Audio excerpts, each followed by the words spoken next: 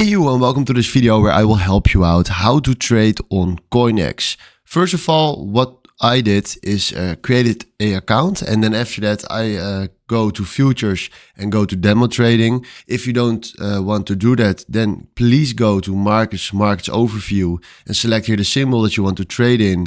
Click on this and then click here on trade, and then right now he will send you to the chart right here. Now I go back to my demo trade account because on my real account I don't have money on that. But first of all, you need to verify your account if you want to use take profit or stop loss. Now, from now we have the chart right here and we want to create a offer. So what we're gonna do is we scroll down and we select here the order price. Now this order price is fine. And then from here, we can select the amount. Now we can click on this to change it to Bitcoin or USDT. And let's say we want to create an offer of 10 grand.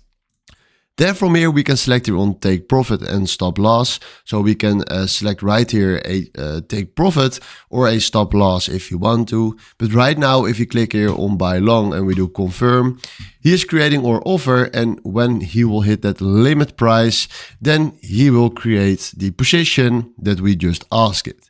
So this is how you can trade on CoinEX. Hopefully this was the video where I was looking for. Thanks for watching and have a wonderful day.